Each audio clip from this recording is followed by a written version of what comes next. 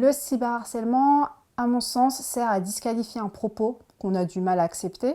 Il sert à légitimer une cause, un combat, de jeter en pâture des individus publiquement, de leur jeter l'opprobre et de délégitimer leurs paroles. C'est silencier aussi d'une certaine manière les activistes, les gens qui s'engagent.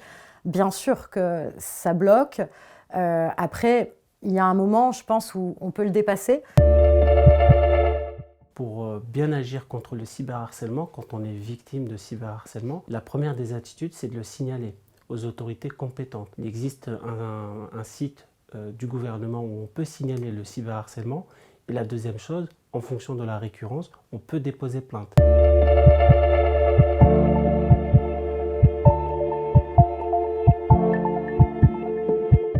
La première étape, quand on a décidé de franchir le pas d'un commissariat, c'est d'expliquer la situation avec un maximum de détails. C'est de faire toutes les captures d'écran de toutes les insultes, de créer un dossier, de les imprimer, ça c'est très important, on ne peut pas les envoyer par email, et vraiment constituer un dossier le plus complet possible. Même ce qu'on ne peut pas soupçonner, une insulte, et on se dit non mais ça passera jamais, il faut que tout ça soit consigné et le donner à la police.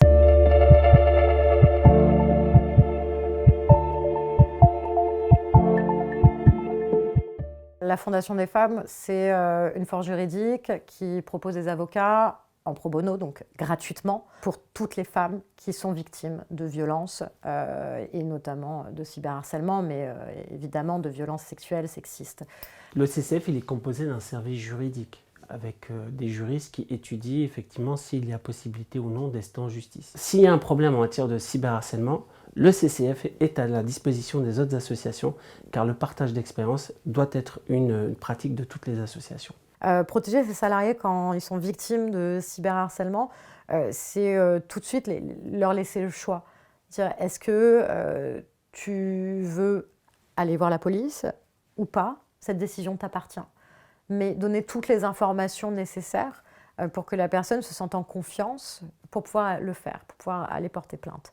Et évidemment, dire on est tous derrière toi, on est tous avec toi, on sera toujours de ton côté.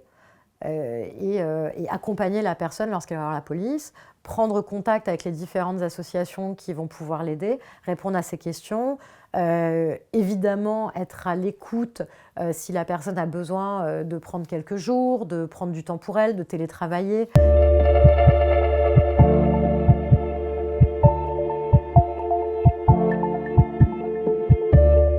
L'une des actions que le CCF met en place auprès des salariés et de ses bénévoles en matière de cyberharcèlement, c'est la formation.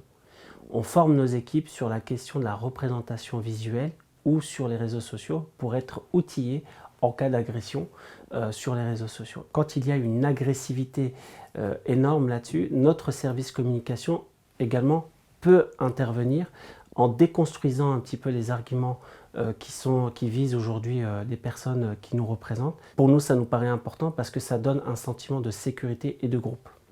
Face à une campagne de dénigrement et de cyberharcèlement, ce qu'on faisait au début, c'est qu'on ne répondait pas aux attaques. Sauf qu'au bout d'un moment, on s'est rendu compte que ça prenait des proportions énormes parce que ça avait un impact dans la vie réelle. Il y avait des personnes qui ont perdu leur emploi, des personnes qui recevaient des courriers chez elles pas très sympathiques. Et du coup, on s'est rendu compte que là, c'était pas une bonne stratégie de se taire. Et c'est là qu'on a décidé, quand il y a eu une seconde vague de cyberharcèlement quelques mois plus tard concernant le service civique, c'est là qu'un collectif, le collectif Féministes contre le cyberharcèlement, a eu l'idée d'initier une tribune de soutien. On a trouvé que les tribunes avaient cet avantage de pouvoir être un long format écrit qui pouvait être repris non seulement sur Internet, mais également dans la presse écrite, et qui pouvait permettre d'avoir l'espace d'expliquer le pourquoi du comment, en exprimant aussi la solidarité et participer à une diffusion d'une autre narration. Donc c'est là qu'on s'est rendu compte que les alliés, que les militants associatifs et que le collectif, lorsqu'ils s'auto-organisent aussi pour soutenir une association, c'était aussi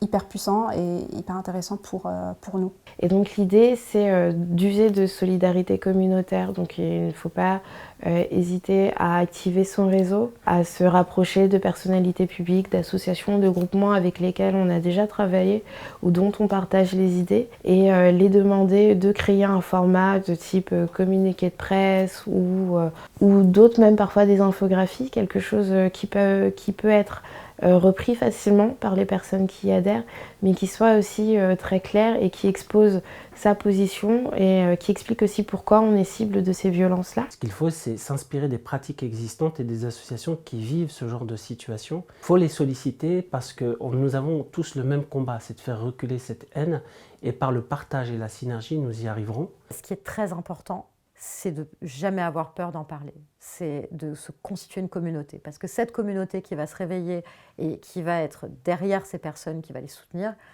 ça va être la véritable force. Souvent, des personnes qui souhaitent soutenir la victime auront tendance à citer les propos malveillants, donc les faire remonter. C'est une loi très basique d'Internet, le référencement. Un contenu est consulté, il sera plus facilement accessible par les moteurs de recherche, qu'ils soient sur les plateformes ou même via Google. Donc l'idée, c'est de plutôt noyer ces contenus.